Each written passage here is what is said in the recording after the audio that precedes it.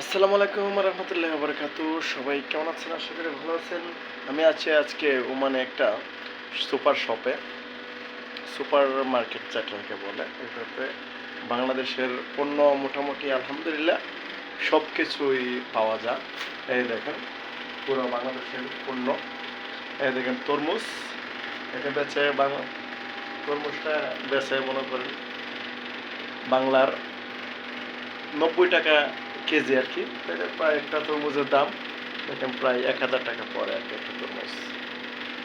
তারপরে দেখেন সব কিছুই আছে, পেঁয়াজ, রসুন, আদা, টমেটো, লাউ, দেখেন লাউ, খইটা খইটা, এছাড়া আর যা আছে পেঁয়াজ টিয়াজ সব কিছুই পাওয়া যায়।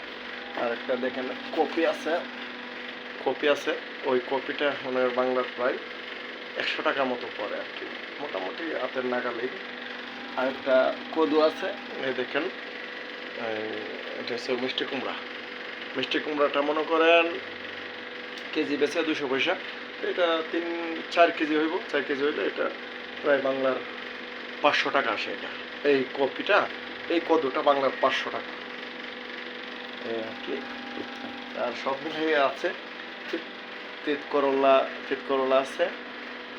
আর তারপরে এটা দেখেন আরেকটা আশ্চর্য জিনিস আছে, নারকেল। তো এটাও পাওয়া যায়। এটা বাংলার প্রায় বাংলার 150 টাকার মতো বা 200 টাকার মতো, বাংলার 200 টাকা আসে এটা।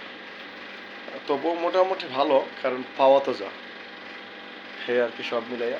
আর একটা লাস্টে আছে, একটা দেখাচ্ছি বাঁধাকপি। বাঁধাকপি কেজি বিক্রি হয় 150 টাকা কেজি। এটা 1 কেজি 1.5 কেজি হইব।